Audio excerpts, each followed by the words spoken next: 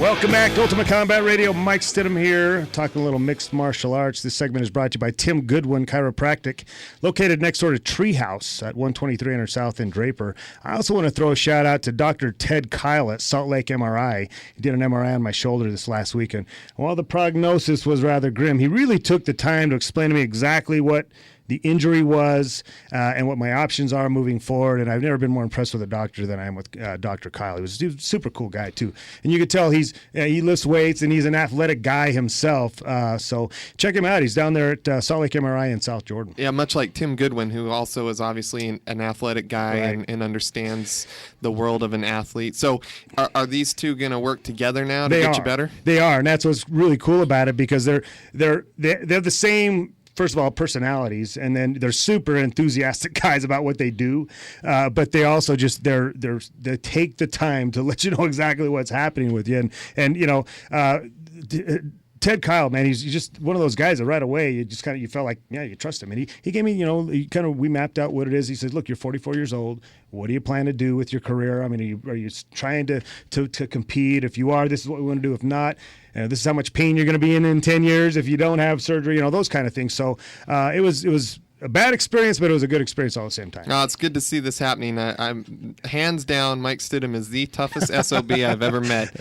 Between the back issues and some of the things I've personally witnessed, and then when we went to move your gym, I'll never forget watching this guy with an accumulation of a lifetime of injuries just throw hundreds of pounds of metal into the back of a truck. I was exxhausted in 20 minutes. And then I'm glad to hear these things are getting sadly addressed. See me naked as well, which you've seen all my shortcomings. So the poll question, man, who has the best chin in MMA? And we did have a couple more texters. What's going on?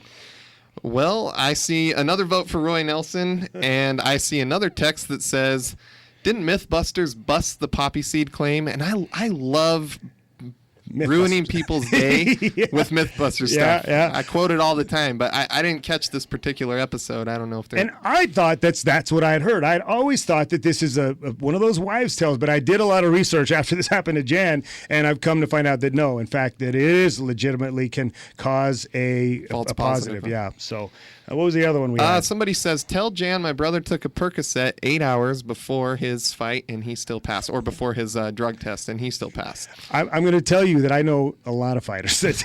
I know one particular fighter that smokes weed on a regular basis and smoked weed right before his fight. And he came up to me at the East Center and said, oh, man, they draw my name and they're probably... You're not going to have a fight tonight, and he took the test and passed. So we were all worried for nothing. I think I know a couple of those people too. and then, you know, I do know another guy that he takes pain pills, you know, and it's something that he's kind of gotten hooked on, and he's passed tests. So I really don't know the accuracy of the tests, you know, and I understand they've gone from blood to urine tests, which I think are a little more accurate. I could be wrong. I don't know. At least the commission feels that way. They feel like they're going to be a little bit more accurate. We got another text that says Chris Lytle has the best chin, never has been stopped. Well, can't argue that either. All right. There are a lot of them out there, you know, and on the local level, you've seen guys that just have been super durable over the years. And you know, Mike Crispin, for example, he's not the best fighter in the world, but kid's pretty durable. He's fought in over 70 fights, never been hurt, you know, I mean.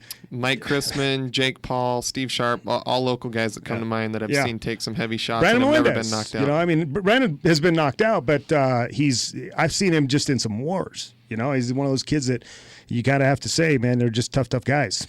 All right, let's move on a little bit. I want to talk a little bit about the big announcement. Dana White had a big announcement today. They got on Facebook and they sent out an email blast saying, "Hey, we got a great big huge announcement. And we want to talk about their new partnership with Fox." And I recorded the interview, so I'm going to play it right here.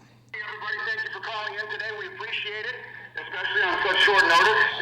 I think there's no secret to how excited we are about this new television deal with Fox, and I think there's no secret that we have our first fight coming up ever on network television, which will be November 12th.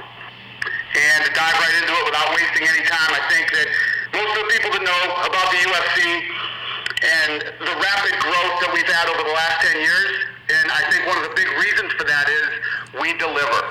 We deliver to the fans, we deliver to our partners, and in my opinion, we're delivering again. Well, Dana White's ready to deliver, and I'm excited about. They decided to make the heavyweight championship their first foray into network television, which I think is, he thinks that that's the biggest draw that there can be. They got one chance to lure in a bunch of new viewers, and they're going to take it with the heavyweight division. The pressure's on Dana White as a promoter. Man, he's sweating. Well, hopefully it's a good showing. Speaking of pressure, man, we got to get out of here, man. We ran out of time. I want to talk a little bit more about this, but unfortunately we're not going to be able to. We'll be back next week with more Ultimate Combat Radio.